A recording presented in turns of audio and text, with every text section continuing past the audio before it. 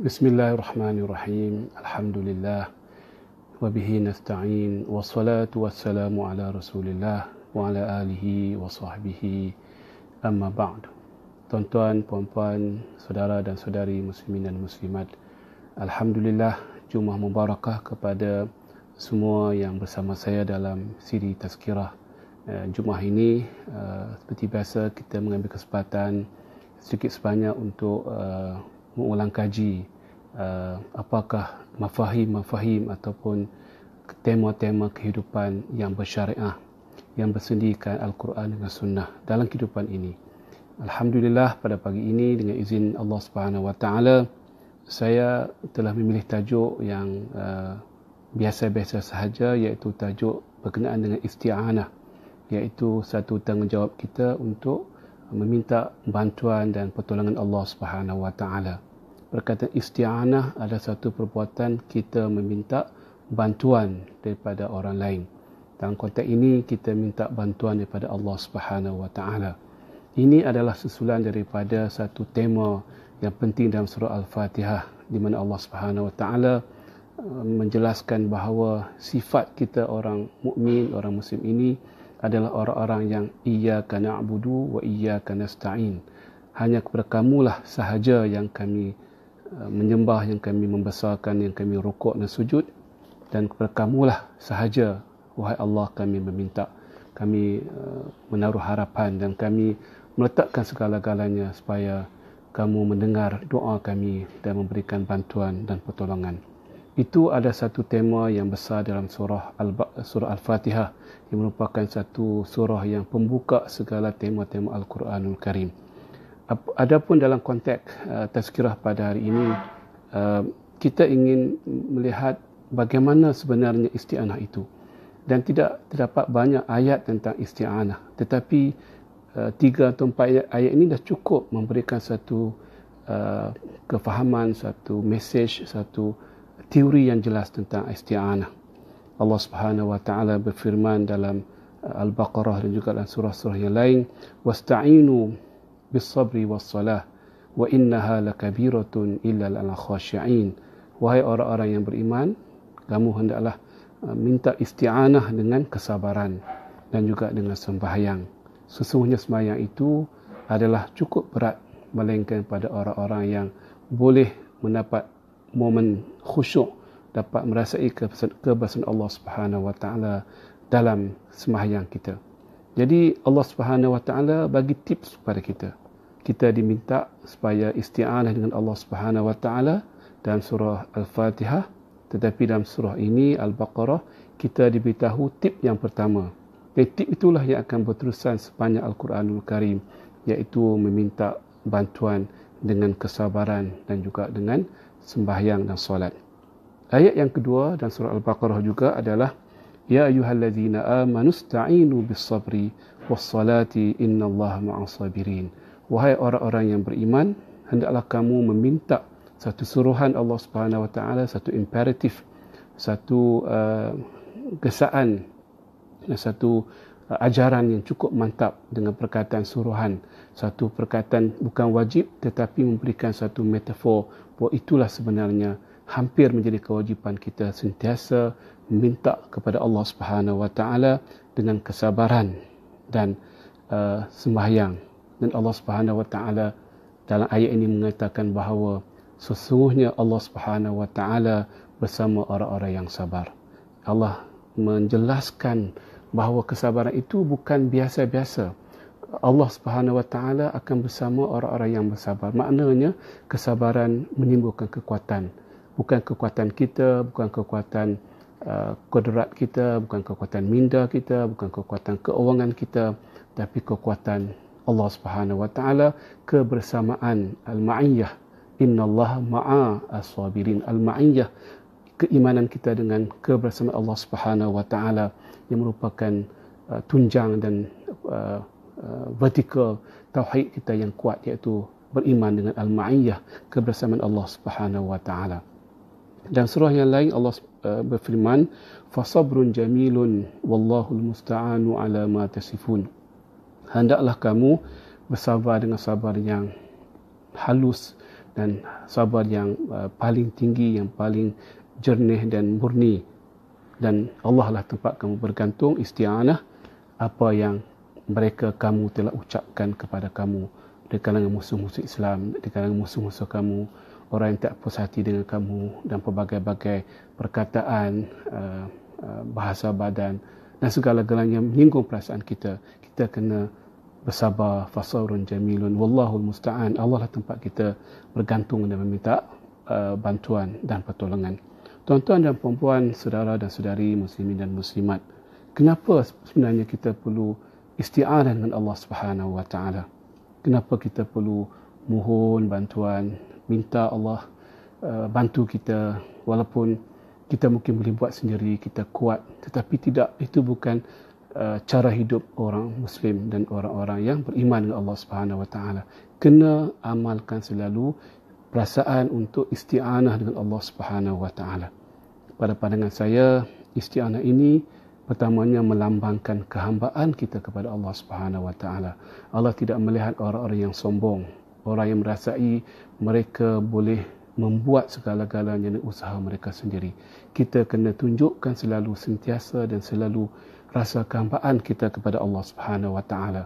Di antara tanda kehambaan kita sentiasa minta bantuan Allah Subhanahu Wa Taala dengan perkataan, doa, dengan harapan, dengan minda kita yang sentiasa mengharapkan Allah, lindungilah aku, bantulah aku, mudahkan urusan aku, dan bukalah peluang-peluang ilham, inspirasi, peluang-peluang jalan keluar dan sebagainya. Itu yang pertama. Yang keduanya, bila ada isti'anah, harapan kita pun tinggi. Kita rasa hamba, dengan rasa kehambaan, Allah akan campakkan dalam diri kita rasa pengharapan yang tinggi kepada Allah Subhanahu Wa Taala. Bila ada ma'iyah, kebersamaan dan harapan itu sudah bertukar daripada unsur yang negatif, yang biasa-biasa, kepada unsur yang positif, memberikan satu kuasa baru kepada kita dalam kehidupan ini. Yang ketiganya adalah gabungan antara kehambaan dengan perasaan dan harapan yang tinggi akan mencetuskan satu energi yang baru, positif energy, di mana kita berjalan dan melangkah di atas muka bumi ini, kita sentiasa sedar ada payungan, lembangan dan juga panduan Allah Subhanahu Wa Taala yang akan memandu kita dan menolong kita dalam perjalanan kita. Tuan-tuan dan puan-puan, saudara dan saudari, bagaimana kita beristi'anah? Allah berikan 2 tips, dan Allah Subhanahu Wa Taala tidak tambah tip yang ketiga. Tip inilah yang diucap yang difirmankan oleh Allah Subhanahu Wa Taala sebanyak Al-Quranul Karim, iaitu sabar dan juga salah. As-sabru dan juga as-salah. Kenapa sabar dan salah sebenarnya? Itu satu perkara yang kita kena terokai dan keluarkan mutiara-mutiara di sebalik kesaan Allah Subhanahu Wa Taala supaya kita bersabar dan juga kita melakukan solat, meminta Allah Subhanahu Wa Taala membantu kita melalui kesabaran dan juga melalui solat. Yang pertamanya, pada pandangan saya, pandangan peribadi, amalan dan pengamatan saya, sabar adalah satu kualiti diri yang tinggi sekali. Orang yang sabar, orang yang boleh menerima apa sahaja masalah, kesulitan, kepayahan yang timbul dari takdir Allah Subhanahu Wa Taala. Kemalangan, kegagalan, kita dah buat terbaik, kita dah lakukan sebaik mungkin, semaksimal mungkin. Kita dah tick all the box, all the checklist have been tick dalam dalam ciri-ciri untuk melakukan satu kerja, tapi tak berjaya juga, tak berlaku apa kita nak. Itu takdir Allah Subhanahu Wa Taala. Kita sabar. Yang pertamanya daripada perbuatan manusia. Manusia boleh cakap macam-macam kat kita, kita bersabar dengan perkataan mereka dan juga dengan perbuatan mereka kepada kita. Kita dituduh macam-macam, sedangkan kita mempunyai sejarah yang panjang, 20 tahun, 30 tahun, 50 tahun dituduh kita menipu, dituduh kita zalim, dituduh kita tidak memberikan perhatian, dituduh kita tidak memberikan kerja yang paling maksimum, sedangkan rekod kita rekod yang baik. Itu biasa dalam masyarakat dan kita kena sabar bila mana diucapkan dengan perkataan-perkataan sedemikian, iaitu tindakan manusia kepada kita, perkataan, penulisan, bahasa badan, bahasa isyarat, apa sahaja yang boleh menyinggung perasaan kita dan boleh menjejaskan reputasi kita sebagai orang yang insya-Allah kita orang-orang yang baik, dan tetapi mempunyai pandangan-pandangan daripada orang-orang yang tidak bertanggungjawab, orang-orang yang tidak mempunyai rasa keinsafan dalam percakapan mereka. Yang ketiganya, kita juga kena bersabar dengan masalah yang timbul bertindakan diri sendiri. Kadang-kadang kita pun melampaui batasan, terlepas pandang, ataupun tindakan diri sendiri yang bodoh, yang terlalu childish, kekanak-kanakan, yang tidak berfikir panjang, yang kita merasai itulah pandangan kita yang solid dan juga yang jitu, yang kita kena pertahankan, sedangkan banyak rongga-rongganya dan kelompongan-kelompongan itu berlaku dalam kehidupan manusia. Kita kena bersabar dengan kesalahan, kita minta istighfar dan minta ampun Allah Subhanahu Wa Taala. Minta Allah berikan kita kesabaran untuk melangkah fasa yang baru. Melakukan kesalahan perkara yang biasa.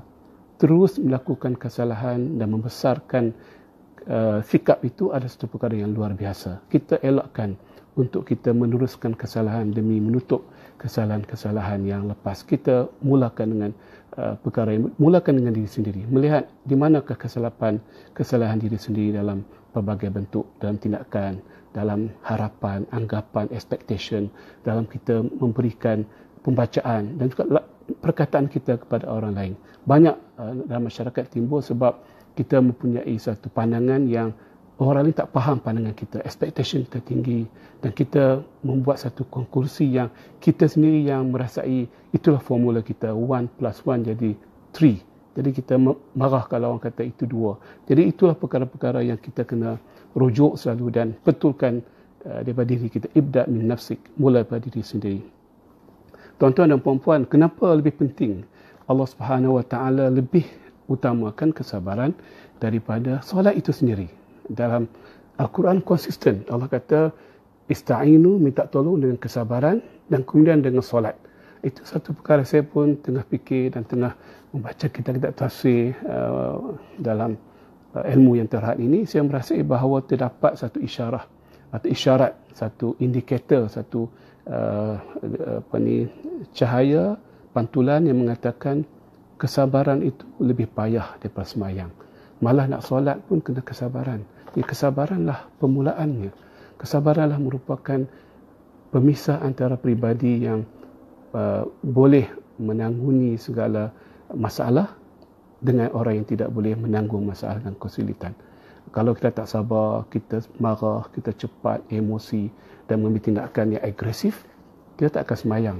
Kita tak akan melakukan perkara yang urutannya. Permulaan, pembuka pintu hati dan hikmah kebijaksanaan dan juga kematangan adalah kesabaran. Kalau kesabaran sudah tidak ada, yang lain pun akan hancur.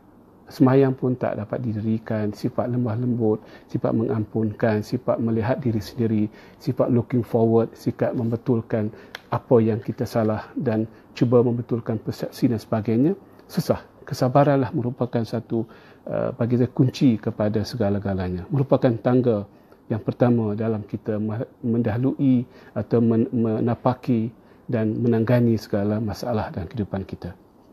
Dalam konteks sembahyang, Allah Subhanahu Wa Taala sebutkan solat itu akan memberikan bantuan kalau dilakukan secara khusyuk.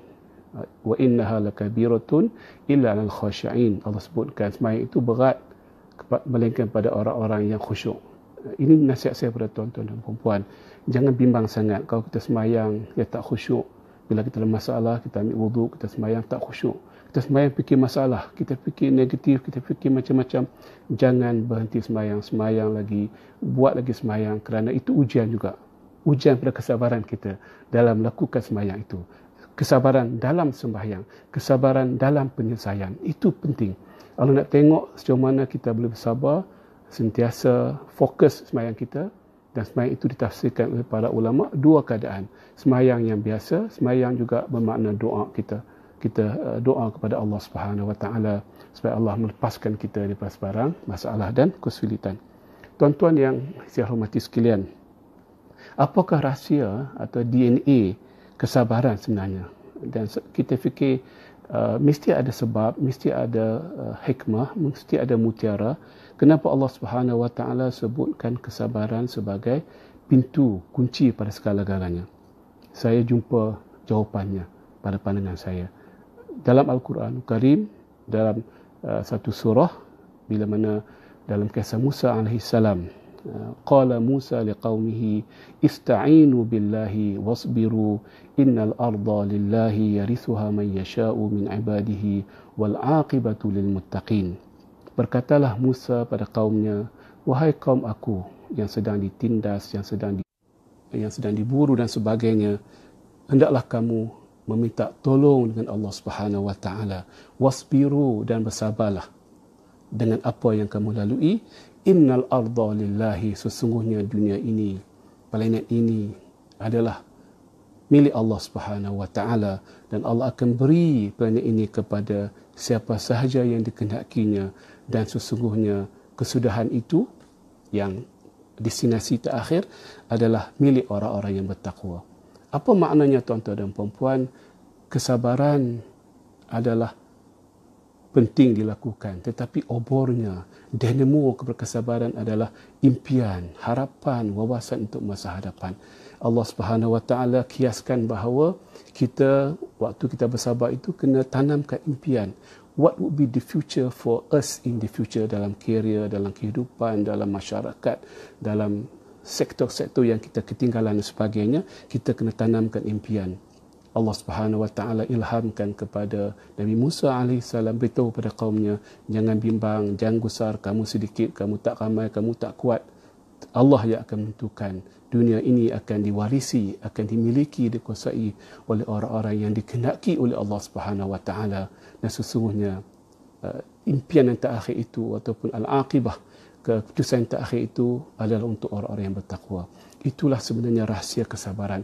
Kesabaran sahaja tidak cukup, tuan-tuan dan puan-puan. Kesabaran mesti dicucuk, diinjek, diinducekan dengan satu harapan dan wawasan yang tinggi, mimpi yang tinggi kepada Allah Subhanahu wa taala.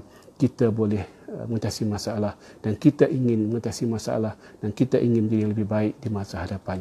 Mudah-mudahan Allah Subhanahu wa taala menjadikan diri kita sentiasa bersabar, sentiasa melakukan solah dalam keadaan kesulitan, dan sentiasa menanam wawasan, impian untuk menjadi lebih baik dan keluar dari masalah, dan menjadi penyumbang dan bukannya penyebab masalah dalam masyarakat. Wallahu alam. Aqulu qawli hadza wa astaghfirullah li wa lakum wa tubu ila Allahi fataibu min zambi kama la zambalah.